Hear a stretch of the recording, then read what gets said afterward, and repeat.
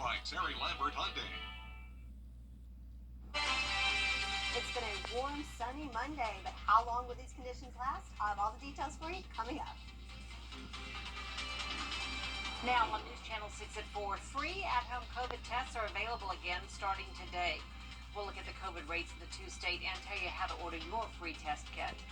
Plus, as cybersecurity projects continue to expand in the Garden City, Augusta University is now benefiting. We'll explain how in today's Cyber Insider and showcasing local artists. That's the goal of a new business in Columbia County. A preview of what you can expect as your News at 4 starts now. Live from Television Park, this is WJBF News Channel 6 at 4.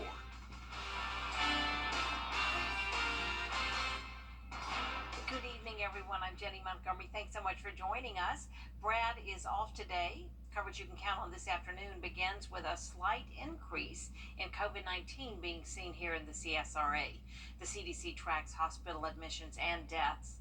In Georgia and South Carolina, those COVID numbers began to trend upward starting in July. MCG's Dr. Roger MacArthur says that's certainly the case in the Peach State, where COVID is sporadic.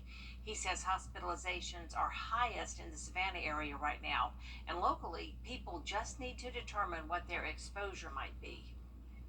I don't know if I'd call it a comeback just yet. Activity is still minimal to moderate, depending on where you are in Georgia. We're seeing some spikes, but it never really went away. The concern is back. Part of the concern is that we have a vaccine that's about to be released, or it's certainly been approved. Dr. MacArthur says what we are seeing now is Omicron variants, where people are getting a sore throat and a mild fever for a few days if infected. To get your free test, just go to covid.gov/test. The Richmond County Sheriff's Office needs your help to find a suspect. 17-year-old Stephen Clyde is wanted for aggravated assault. The incident happened Friday on Walker Street in Augusta. Deputies say Clyde's considered armed and dangerous. If you know where he is, call the sheriff's office. Turning now to the weather, beautiful today, but meteorologist Sherry Shealy is tracking some rain for later this week. Right, Sherry? That's right, Jenny. So it's been a beautiful Monday, a little on the toasty side. You know, fall just started this weekend, but it sure was feeling like summer, right? But looking at our Terry Lambert Hyundai Skyview cam in Swainsboro, we got a little low-level clouds here, but lots of sunshine beaming from the sky today. Looking at our satellite and radar, we had some clouds roll through earlier, but it looks like now everybody's mostly in the clear to enjoy lots of sunshine. In fact, look at these temperatures. We've got some 90s registering in Sylvania, nice and toasty, 87 here in Augusta, 88 in Swainsboro, 85 in Sparta. So again, feeling more like summer with those high 80s, which is right about normal, just a tad over. But winds nice and light, except for here in Augusta, up to 8 miles per hour, and that's coming from the south, giving us those warm winds coming in, really warming things up. But your day planner for the rest of the afternoon, so in the upper 80s through the 5 o'clock hour. Then once the sun goes down, we'll start to see temperatures drop just a bit, but thanks to some cloud cover, overnight lows will be a little bit warmer than what we've seen the last couple of days. So a nice sunny warm day, but changes are on the way as clouds start to increase starting on Tuesday, and rain returns to the forecast. I'll have all the details for you coming up. Back to you, Jenny. All right, Sherry, thank you. Augusta University getting some big money to help fund a cybersecurity project. Hannah Latier joins us now to show us how leaders want this to help out the CSRA. Hannah? The $1 million grant from the National Science Foundation is meant to grow the cybersecurity workforce and the socioeconomic status of the CSRA. The project is in phase 1 right now, gathering local institutions, businesses, nonprofits, and government agencies, and doing research on how to expand cybersecurity jobs in the area. In the next year or two, project leaders will work on developing the proposal for phase 2, which could give them more grant money and allow them to apply the research. Ultimately, they hope this increases employment in the area and bridges the gap of cybersecurity jobs. Among all proposals funded by the National Science Foundation nationwide, ours is the only one that has the focus on cybersecurity. And I think this puts us in a very competitive position moving towards phase 2. Dean Schwartzman says they're still looking for local businesses or agencies to get involved with the program. Information on how to do so will be linked to this story at WJBF.com. Jenny? Hannah, appreciate it. From cybersecurity to judicial technology, courtrooms in Richmond and Burke counties are getting high-tech makeovers. Each courtroom is being outfitted with a new system that will make proceedings faster and easier. Here's Kim Vickers. Moving prisoners is the most dangerous thing that law enforcement ever does. Soon, moving those prisoners will happen less often within the Augusta Judicial Circuit. A new technology system is being installed in the courtrooms throughout Richmond and Burke counties. And so we have partnered with the sheriff's office in order to do bonds and arraignments and even sentences over WebEx without having to transport prisoners or those accused to the courtroom. Court Administrator Nolan Martin showed us some of what's being done. Crews are rewiring the courtrooms and installing monitors, cameras, and other devices. It lets attorneys present digital evidence like files, maps, and pictures to the court where everyone can see it on the large monitor. There will be projectors to display physical evidence on the monitors and a digital whiteboard too. Those screens that can be annotated where witnesses can indicate where they were standing, where they had a view from. Chief Judge Danny Craig's courtroom is one of the first to have the new tech system installed. He says he's already seen how it's also saving lots of time. We ran vans constantly between the jail, which is about 8 miles from here, to the courthouse, and it just would not be possible now with the number of inmates that we have and the number of more troubled inmates that we're trying to deal with. The technology allows us to have ready access to every single inmate in the jail all of the time. The $1 million state-funded project is proving to be a huge success and something Martin believes is the future of courtrooms everywhere. You know, more and more courtrooms are being either initially built with that technology in it or they're moving to that technology.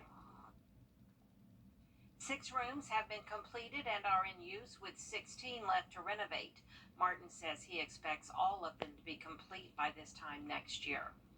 Renewed calls in South Carolina to pass a child luring law. The most recent incident happened in Charleston when police say a man approached children asking them to get in his car to go fishing. Investigators say the man cooperated and was not arrested, but some parents question whether the situation would have been handled differently if a law had been in place. A petition has been filed asking state leaders to get a bill signed into law. Now it's past time to move forward. This is still a problem in our community. We keep seeing it happen. Thank goodness these families and these moms have the courage to speak up and tell their story, most recently in Mount Pleasant, but it's happened all across South Carolina. A similar measure was also filed in 2018. The bill stalled this year in the House Judiciary Committee. It is expected to be taken up again in January. We turn now to child trafficking in the CSRA. This week, News Channel 6's Barclay Bishop continues her series Hidden in Plain Sight. It's not a one-size-fits-all when it comes to profiling a victim, and the same goes for a trafficker. Barclay talked with several key players from local agencies who help catch and prosecute these criminals. And as she found out, it's one of the hardest crimes to investigate. The biggest thing is we had to specialize. If the traffickers and the gangs and the people who exploit children are going to be organized in the way that they go about things, we had to be better organized.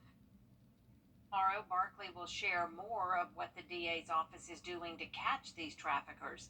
She'll also reveal the number of potential child trafficking victims in our local counties. It's something everyone needs to know, whether or not you're a parent. That's tomorrow at 6 p.m. on News Channel 6. Tomorrow, Aiken voters can meet 3 of the candidates running for city and county council. PK Hightower and James Hankinson are facing off in a special election for County Council District 8 on October 17th. DeMarcus Sullivan is challenging incumbent Gail Diggs in the City Council District 1 seat on November 7th. Tomorrow night, 3 of those 4 candidates will take part in a forum at Cumberland AME Church on Kershaw Street from 6:30 until 8. Hankinson will be at a fundraiser tomorrow night. The guest speakers will be Representatives Bill Taylor and Melissa Oramus. It will be held at Smith Hazel Community Center from 6 to 8 p.m. Spartanburg Arthur's Susan Zorinda spent 3 decades teaching English, and she has drawn upon her knowledge of homeless students living in motels in her new book, The Girl from the Red Rose Motel. It revolves around 2 high school students from vastly different backgrounds who fall in love and attempt to navigate unimaginable challenges.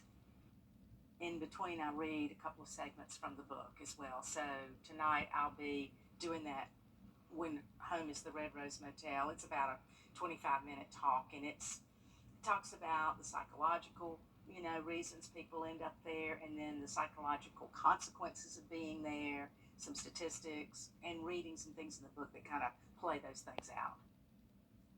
You can meet Susan Zarenda tonight at 6 o'clock at the Book Tavern on Broad Street.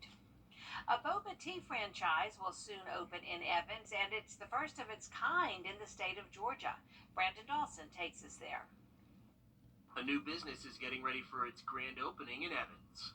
Teaspoon is a boba tea shop based out of California. This is the first location in the state of Georgia, and Teaspoon, it has the traditional boba, and we just added a little American twist to it. Not only is the new business ready to open, but when you walk inside, one of the first things you'll see is a mural from local artist Emily Bender. I think that art brings communities together, and it adds a bit of life to cities who might need a little boost or just, have an extra way to market themselves. Owner Skylar Bird loved the chance to team up with Beautify Augusta and get to work with a local artist. My goal of opening a Teaspoon in my hometown was to get connected with the community and to really bring the community together and to highlight these special people in the Augusta area. And this was the first start and a perfect opportunity thanks to Beautify Augusta. It took Emily about 2 weeks to complete the whole project, and now she's ready for people to come in and see the finished product. I've already gotten an overwhelming response from people liking it. It's very touching and humbling, and I'm very blessed to have gotten that feedback. I think just, you can tell once you get up close that someone hand painted that, and I hope that transitions into this place took the time to really put in the work and the attention to detail, and hopefully that's also reflected in Teaspoon's branding and their drinks and everything else for this place. Teaspoons is ready to open for business, and if you stop in, be sure to take a picture in front of their new mural. I want everybody to be amazed, this store is beautiful, and to want to take photos in front of it, and this mural just adds the extra spunk to the store. Brandon Dawson, WJBF News Channel 6. Coming up, a game changer for patients and their families. The resources being used in South Carolina to slow down the progression of Alzheimer's disease. Child trafficking in the CSRA. Traffickers and Johns have more access to children right now. News Channel 6's Barclay Bishop finds out what's being done to catch child sex traffickers and put them behind bars for good. These people are very, very smart. They're very good at what they do. If people who exploit children are going to be organized in the way that they go about things, we have to be better organized. Hidden in plain sight. Tomorrow on Good Morning Augusta. Some people hear the name Federal Bank location.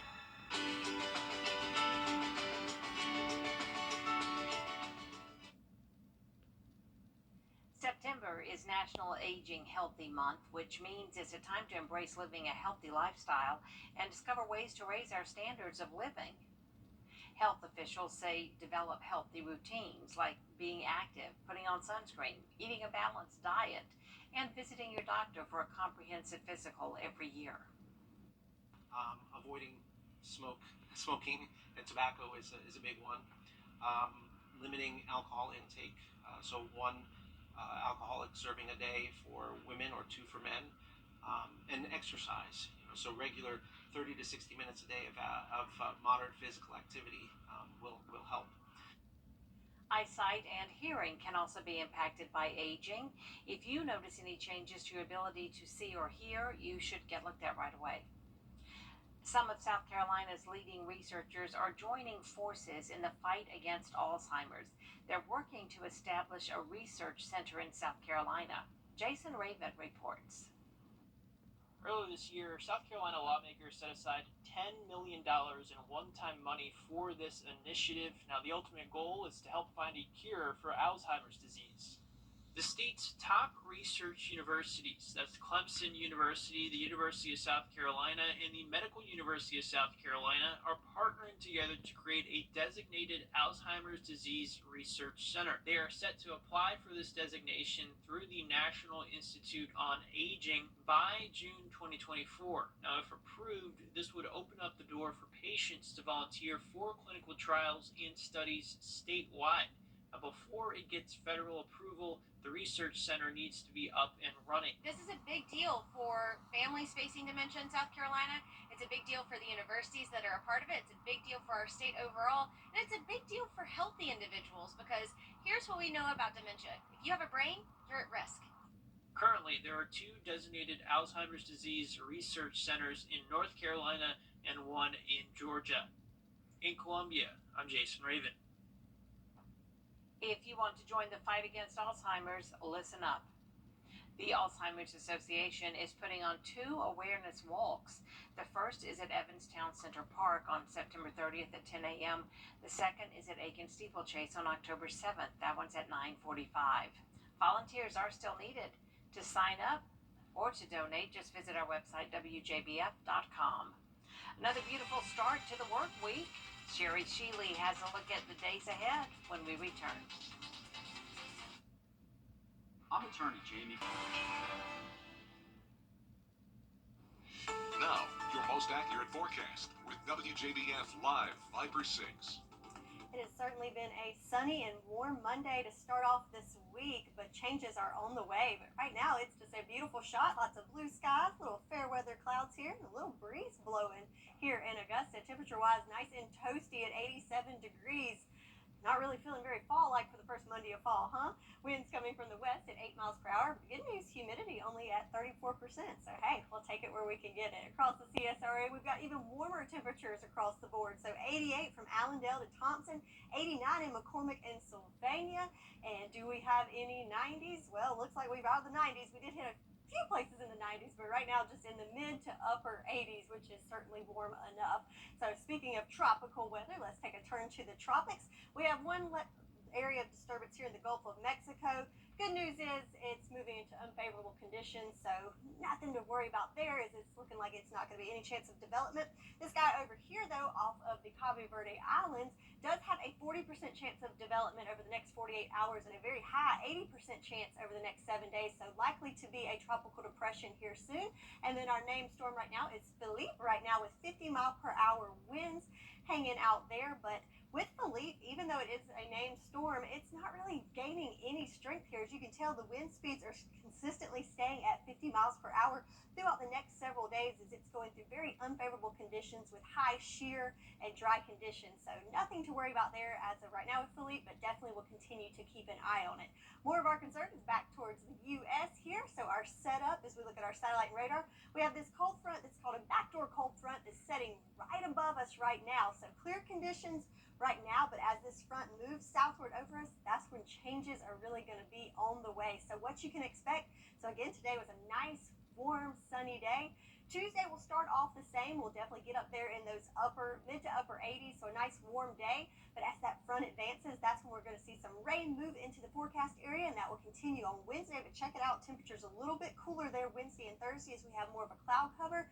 But then don't worry, we're back to sunny conditions and more favorable seasonal conditions on Friday. So let's take a look at what you can expect with your futurecast. So here you can peep that cold front there at the top of the screen as it moves down across us on Monday night into Tuesday. You'll see an increase of cloud cover, so that will give us a little bit warmer conditions overnight tonight, so only in those 60s when you wake up tomorrow morning. And then as we go through the day on Tuesday, again, we'll get into those warm mid 80s, but then we'll start to see these showers and storms really popping up in the afternoon hours. That will continue to push throughout the afternoon and evening hours on Tuesday. Then for your Wednesday, we'll stick those clouds, we'll stick around and have some scattered showers Wednesday through Thursday as well. So looking at your 10-day forecast, so enjoy the sunshine today as rain returns to the forecast starting Tuesday night. Sticks around with us through Thursday, but then sunshine returns on Friday and through your weekend. Back to you, Jenny. All right, Sherry, thank you so much. Coming up, a Midland Valley student is making high school history, but it's who previously held the record that's just as special. That story when News Channel 6 at 4 returns.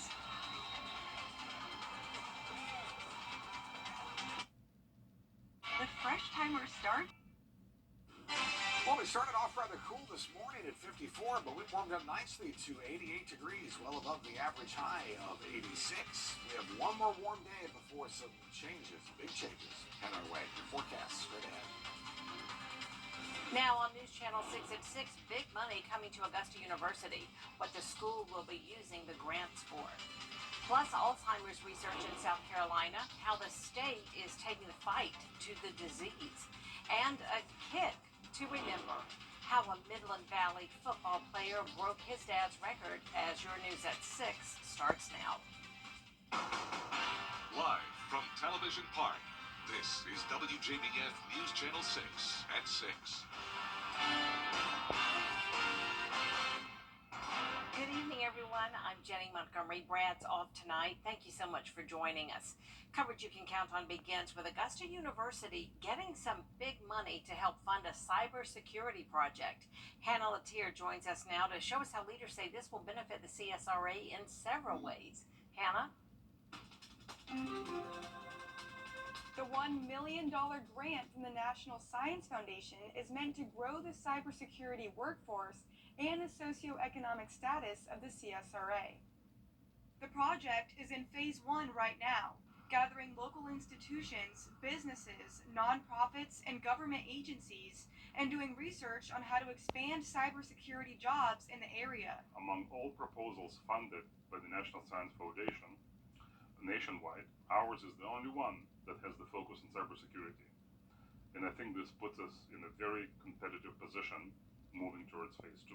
In the next year or two, project leaders will work on developing the proposal for phase 2, which could give them more grant money and allow them to apply the research. Nationally, there are 750,000 unfilled jobs in cybersecurity.